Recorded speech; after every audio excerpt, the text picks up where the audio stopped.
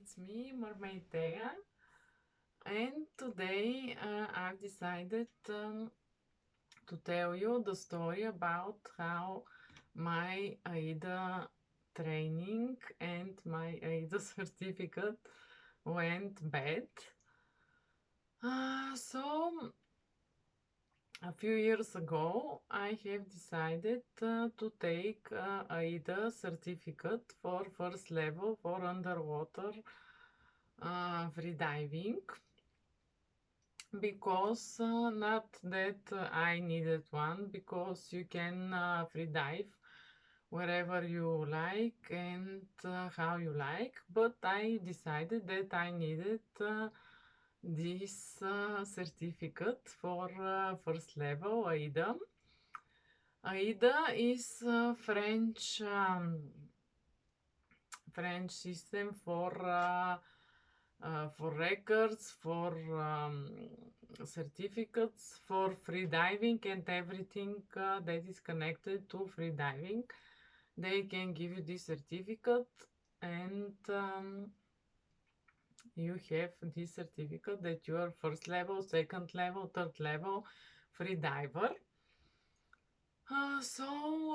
Here in my country, in Bulgaria, we have just one person that can give you this AIDA certificate, that he has a license for teaching free diving, and he can give you this certificate. So I contacted this guy for my lessons for so that he can teach me the first level of this AIDA freediving certificate. So I have contacted him, and everything started normal. We've had some lessons here in Sofia, in the city that I live. We had some lessons. I was with two other guys, which were spear fishing.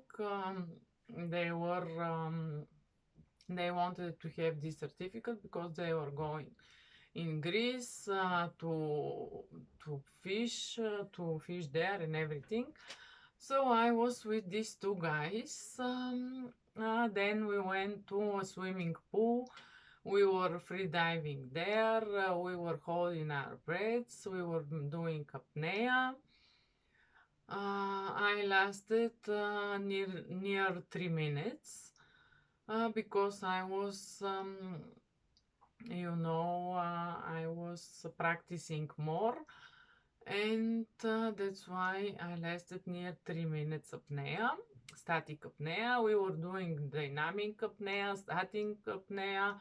We were learning how to save some other free divers if they had blackout, and everything was going very well. But then in the end of the learning process, we had some exams, and we had to go to Greece because he was doing the exams there in Greece. So he said, I will be there, and wherever you like, you can come. And I asked him if 4 days will be enough to take the certificate. So he said, yes, 4 days will be enough for you to do these last exams, this free diving in open waters and everything, and going down on a rope. So I had 4 days. I have planned to go there for 4 days and to take this certificate. So then he said that some other girl also will go there, and maybe I can travel with her. So I contacted this girl. She said yes, because I'm not driving car. I don't have this. I'm just not driving a car, and she was driving. And she said, I can take you with me with my car, and we will go together in Greece for the final exams. Then I went with her, but when we were traveling for Greece, I asked her because I was curious, because there are not many girls freedivers here in my country. And so I was curious how she wanted to become a freediver and to have certificate. And then I realized when I was talking to her that she have no idea that this is a course for free diving. She thought that we were going to scuba dive. And she said she was even arguing with me because I told her this is not scuba diving course. Um, this is free diving. So she was arguing. She said no. I was speaking with this guy, and he told me it is scuba diving, so I will be learning scuba diving. And this whole thing started with this misunderstanding. So we went there, and then he told her that it was free diving. He explained to her, and she was very scared because she didn't know anything about free diving, so she was completely scared of the whole experience. But she has paid already this course, so this guy started to convince her to take the course, to take these free diving lessons. So then we started the first day going down on a rope. I was with her and one other guy. Um, because the other guy, because I the first start with these two guys, but then it was only one guy because the other guy was still in Sofia and he would come some other time. So I was with this girl and this other guy, and then we started going down on the rope. But because this girl was so scared, she was making the whole process very slow. And we were waiting. He was explaining to her, explaining. We were staying 2 hours. And you know, when you stay in open water for 2 hours, even that we were equipped with neoprene and everything, but for 2 hours I was freezing. I was started to freeze because we were not doing anything. We were just sitting there, staying there on the top of the rope, and very slowly I went down. He said, "Okay, now the other guy." And then when it comes to this girl, he started explaining hours and hours. So I was freezing, and after the first day, I was very angry because we were three guys, me, this other guy, and this girl, and he was just explaining to her, and he was not giving any attention to me and to the other guy. So then everything was going really, really slowly. The second day we were doing dynamic apnea. We were just going around underwater, not doing much. So the whole process began to be very slowly, very slowly, very slowly. And then on the third day, the weather was nice, but in the afternoon, the weather started to go bad. So that was the third day, and I asked, what are we going to do on this third day? He said we are going to an open water, to a place where there is a shipwreck. Shipwreck, which was from the First World War. So this shipwreck was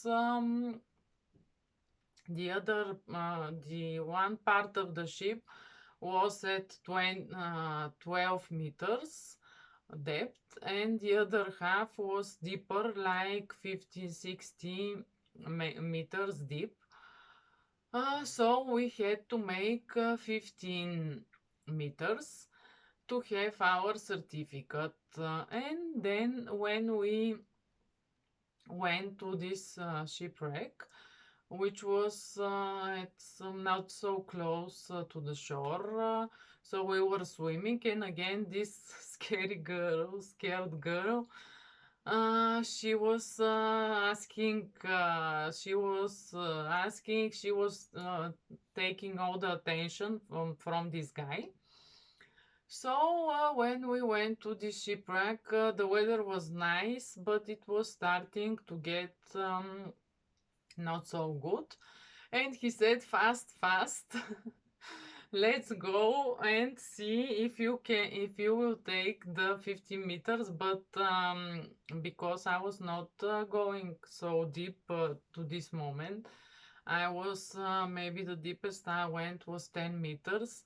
So I asked him, will you look, will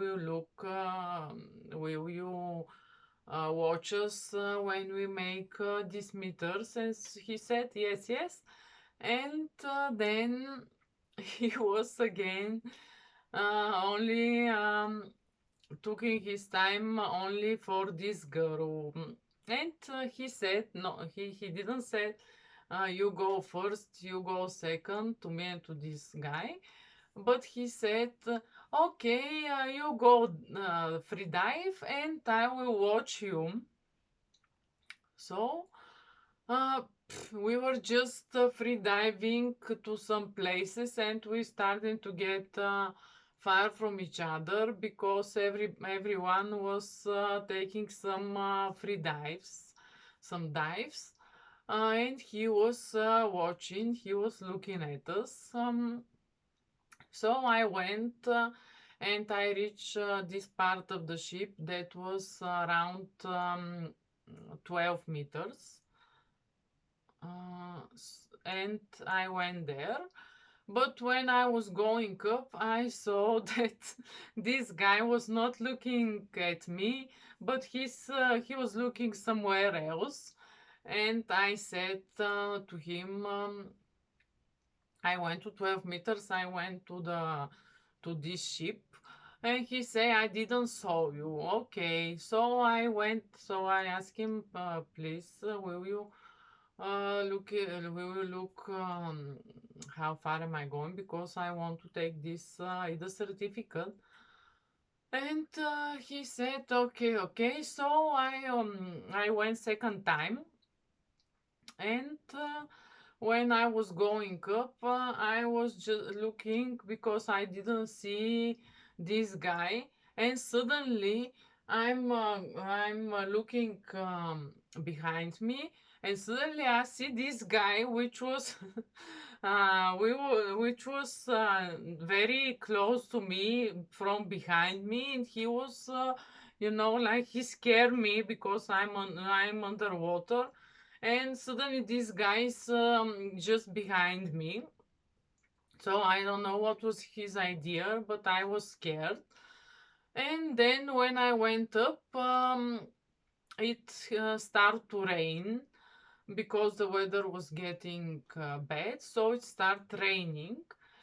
And so this guy said, okay, you reached 12 meters, but we have to go now.